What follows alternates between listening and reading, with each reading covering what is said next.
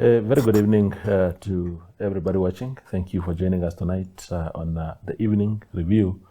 My name is Steven Jabela. Tonight on the platform, we welcome back a regular visitor to our platform, that is Josef Kauandenge. He is president of the Localized Association for Localized Interests, Asoli, which he founded recently and is going to, according to what he's going to say in a moment, give established platforms a run for their money in the upcoming election in November.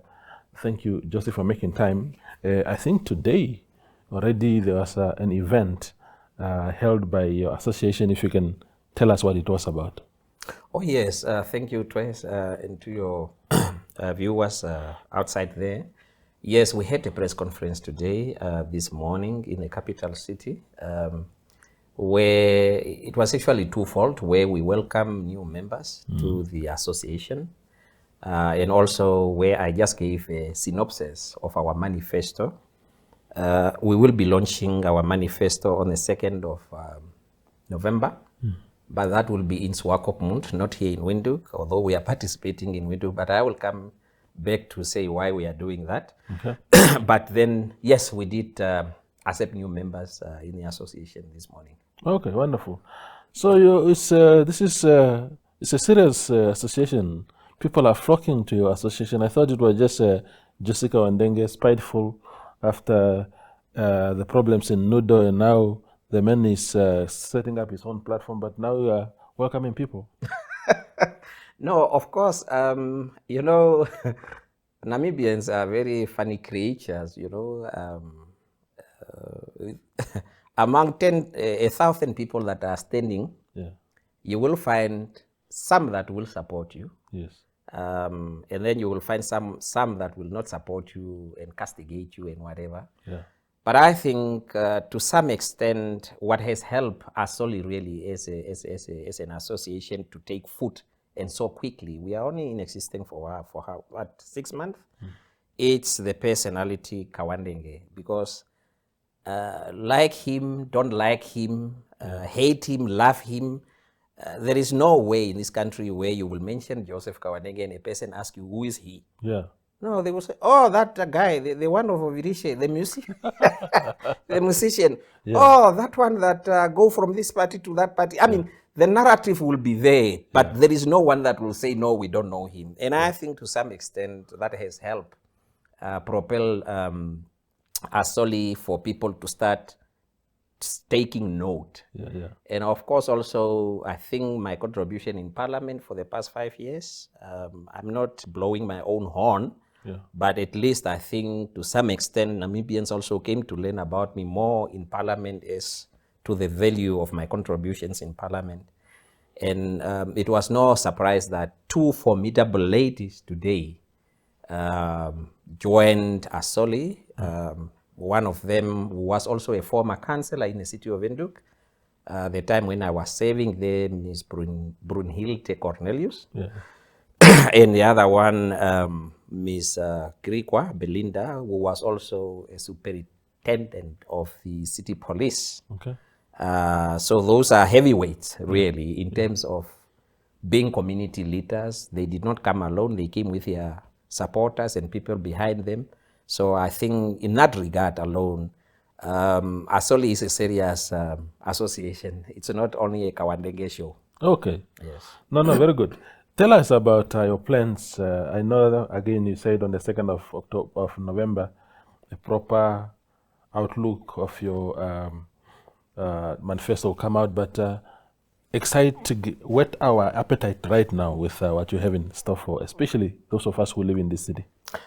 Well, for starters, as I have alluded to, I did serve as a councillor first before I went to Parliament. Yes. So, and during that 5-year period that I served as a councillor in the city of Windhoek, one realized certain shortcomings. We did try to address them at the time, of course, but remember at that time, the SWAPO party was in majority. So they were fully in control of the management and all the positions. We were only relegated to being opposition in the opposition benches. But even during that time, we'll try our level best as opposition to bring forth issues and motions on the agenda of council, and sometimes they were accepted by majority parties, sometimes they were not accepted. But among those issues that are containing in our manifesto relates to some issues that needs to be amended within the Electoral Act, or the Local Authority Act, sorry. And one of those issues is the tenure of the mayor, of mayors across our republic. Because for us, we think this is really outdated. If a minister can sit for 5 years, right? Or a president can sit for 5 years and say, no, I haven't been able to accomplish what I wanted to accomplish in a period of 5 years. But a mayor sits only for 1 year, and then you expect this mayor to do wonders. By January, the mayor is in. By December, the mayor is out. This rotational policy within our council should really be done away with. The midterm elections. And they are not even midterm, it's just a yearly, you know. January you are in, December, if you are not re-elected, you are out. In that period of 11 months or 10 months, what can a person really do as a mayor?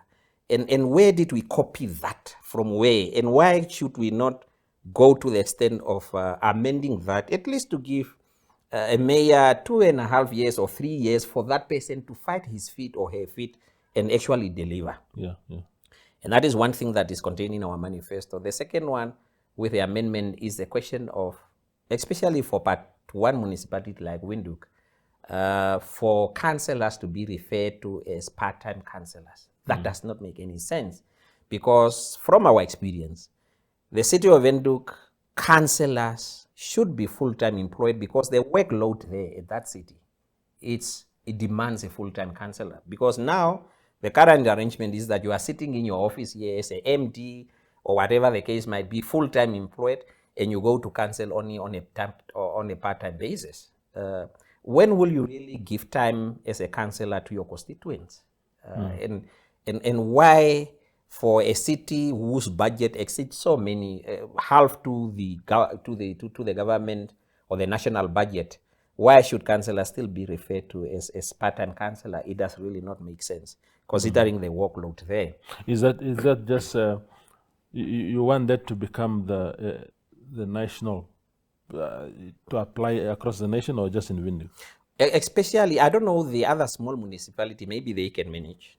But for part 1 municipalities like Windhoek, Swakopmund, and Walvisbay, if you have to read that thick book of the councillor agenda with the rezoning and what that is contained there, seriously, these 3 municipalities, especially the part 1s, require full-time councillors. Because at the present time, these councillors cannot cope. And then tomorrow we will accuse councillors that they are not doing their job. The streets are, dirty, Parakata is what. But these people, they don't really have enough time to attend to the nitty-gritty of their positions on a daily basis. Yes. If you get a seat or more in Windhoek or elsewhere, you'll be confining yourself this time around to Windhoek only, isn't it? No, we will be participating in Windhoek and in Swakopmund. Okay. Yes. Okay. If you get elected to those municipalities, you are going to encounter 2 current situations. One is around the how do you call it? Is to bring in third parties to collect municipal debts. Of course, people talk about Red Force now, but even if you remove Red Force and put another entity, the concept is the same. So that is a thorny issue. Another one is also Minister Sankwasa, who will be your line minister in that regard, who is ruffling feathers in local authorities, threatening to recall councillors, calling towns dirty. The very unorthodox approach, which some people think is okay. We needed a minister like that, but some are saying, look, he's creating a bit of chaos. How do you, as an association, intend to deal with those 2 aspects? Well, for starters, one have to credit Minister Sankwasa, with the energy and purposefulness that he brought to his position as a minister. However, I think if we live in a country like South Africa, where everything is legitated, where everything is taken to court to be challenged, Minister Sankwasa will be challenged legally in so many respects. And I don't want to be misquoted, because there are those people that have become defender of Minister Sankwasa that don't want him to be taken to task or be told or be advised otherwise. The moment when you mention his name, then you have these others that are free lawyers on a pro bono basis outside there that comes to his defense. For us, we don't have any problem whatsoever with a minister doing his job and holding councillors accountable. But everything that a minister does must be done through, and the procedures must be followed to the letter. Now, I personally don't like the attitude of our minister, where he's like, I will come and I will fire you. I will come and then I will fire you, or I will do this. I think he has to come to an extent of forcing dialogue for the benefit of that institution, and actually give right of reply to those that he is accusing of this or this or this. Because the minister powers are not absolute. There is no way that those powers are absolute. Even if he recalls councillor through the act that is in place, there are procedures that needs to be followed up until he can do that. And I think to some extent, the fear that is there is that our people are saying he's doing a good job and he's holding the councillors accountable and what not. But his power has limitations like anything else in our laws and legal laws. So for us as an association, if we get in there, we will keep on reminding the minister that yes, you have power by virtue of the act and the constitution to be the overseer and have oversight on the functions of local authorities and whatnot. But also where your powers end, the powers of the elected official starts. So, and that is where we really are with regard to that. I will defer the debt collection question to the second half of the show. We will be back in a moment with Josef Kauandenge.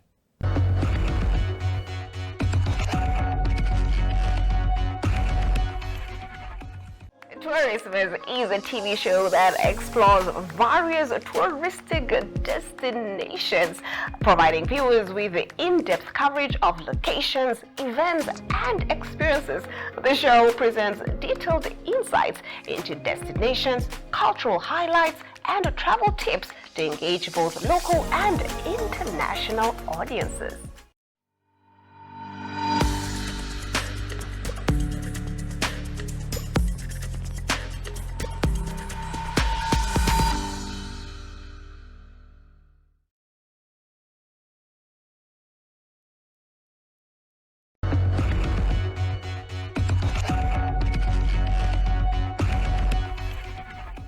We continue with Asoli President Josef Kauandenge now on debt collection, because that is a reality that municipalities simply do not have enough internal capacity to collect debts in cities like Windhoek. In Windhoek, we are told actually that the city of Windhoek collects about 90% of its own debts, but it has outsourced a 10% to an outsider because the capacity is simply not there.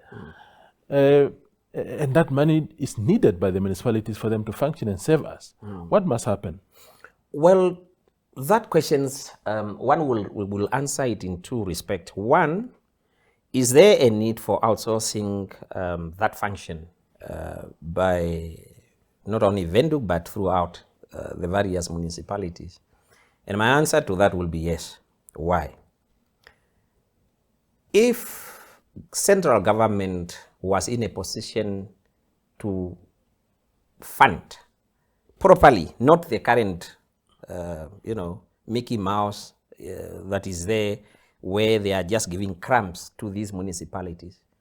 I think municipalities will not have suffered, and town villages and council could not have suffered the way they are suffering. Because mind you, among the heaviest debtors in many of these municipalities are government institutions, like ministries, whatever you know, state-owned enterprises and what. And they are the ones that mostly also contribute to that high debt before you come to the citizens themselves. So government cannot say, we are not funding you enough, but with the little resources that you are having, or that you should have actually, to run your institution successfully, you must not outsource it, or you must not try to get these funds in for you to sustain yourself. It's double standard of the highest order. So I think, in a nutshell, one have to balance really, where do you draw the line in terms of debt collection? That perhaps the debt collection agency should not charge too much, perhaps in terms of the interest that they are charging the residents or whoever is owing these municipalities money. But we have to find a common formula that can work in the interest of collecting the money for municipalities to provide services, not really hampering or harming the residents or the residents with interests that are too high. So we have to find a common ground there. Yeah. But there is no way that you can say no debt collections at all. Yeah. Yes. Tell us about your launch in Swakopmund. You deferred that point to this point now. Yes. We are launching there for the simple reason, as I have alluded to, that we are participating in Windhoek and also in Swakopmund. Those are the two Asoli chapters that we managed to establish and get registered for this election. We are launching it in Swakopmund because we want to give a clarion call outside there to say, why do we see so much mushrooming of associations in our country currently? And that is a question that most of the politicians should, especially in political parties, should ask themselves. And not for me to be a hypocrite or to appear to be one. I'm coming from political party establishment mostly all my life. But then it's a question of whether there is nothing wrong with political party as an institution. But I think once we are in political parties, we lose sight of the fact that at the local level there, we don't have to play politics, because there it's about bread and butter issues of our people. But unfortunately, you come to an extent where a president will sit somewhere and dictate what should happen at the level of council, which is political in nature, but the issues on the table does not have any political color. They are affecting everybody in that locality, irrespective of whether you belong to this party or that party or that party. And we want to drive that point home, that's why perhaps the residents themselves felt that it's time to take ownership of our own affairs locally. Let the politics be there where it is, but here we have just to talk about water, electricity, sanitation, and what. And we are taking it back there to Swakopmund to go actually support our candidates there, and then launch our campaign in the two towns from that side. Okay. Asoli, is it does it have a broad-based leadership structure, or is Josef Kauandenge the referee, player, and the water boy? Not at all. Man, coming from experience, 30 years in a game of politics is not a joke. You are well experienced, really, because you have seen it all. No, we have a structure. Okay. We have a structure that is diverse, because when I started Asoli, I said, I don't want a Herero party or a Nama association or whatever. I want a combination of different interests, actually, from different communities. And we have a structure in place that comprises of the demographic of our people here, and even in Swakopmund the same. and also to the effect that we today welcome 2 new members, as I have alluded to, that are from the Comastal area, Kalats. We have some Tamaras within our, and so many others, really. So it's really diverse. It's not a Kauandenge only show. Yes. So for illustration purposes, who's your deputy? My deputy is Mr. Harasep Shivela. He is from the, what is it? Dolam location here in Katutura. Of course, we have Mr. Haufiku. He is from the former Vambo location there in Katutura. And now we have the colors here that came on board this morning. And we have Mr. Simasiku as well from the Caprivi, who is our treasurer. So we are quite diverse. Okay. It's not a Kauandenge project. Because if I make it my project, so if I die, then he dies, isn't it? Or if I move, then he dies. Yeah, exactly. No, we told you I told you already that you're not going to throw out your baby with bathwater. What is the expression that they say? So you must stick now. I know you are a political animal, but you must stick now with your baby. No. This baby is born. I love the baby, so I'm sticking around for the long haul. Tell me about what I read in the papers. I read the headline that says you are hanging on to your NUDO membership while you are operating this project called Asoli. What is your story? What is your story? Well, I'm still, by all intent and purposes, I'm still a member of NUDO. I haven't resigned yet from NUDO. Are you Jacob Zuma, who is leading MK as president and is fighting legal battles in ANC to retain his membership? Maybe we are cut from the same cloth, I don't know. But as I have alluded to, there was really no reason for me to resign from NUDO, because what I have started, as I have said, is an association. I would have done so if I have started another political party. Because interestingly, in Asoli today, we have members from all different political parties. Isn't this thing just semantics, Joseph? How? Political party, association, what is the difference? These are political projects with a similar texture. Well, that is to the conclusion of the viewer or the reasoning, whoever is reasoning like that. But the distinction is that when you register an association, it's primarily only exclusive for that area where you register. But if you register a political party, you can participate everywhere across the country, right?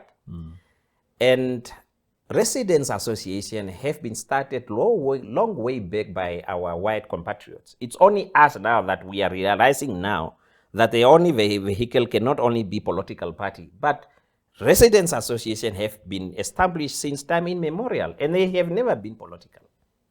But just look, you were Secretary General of NUDO. You were not just some guy there in the party. You were Secretary General, the administrative head of the party.